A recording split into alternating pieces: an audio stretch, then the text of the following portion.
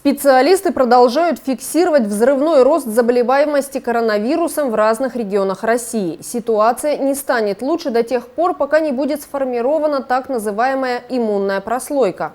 А произойдет это только когда большая часть населения привьется от коронавируса.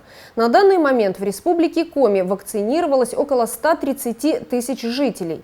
Для создания коллективного иммунитета этого недостаточно. Ежедневно в регионе фиксируются новые случаи заражения и летальные исходы.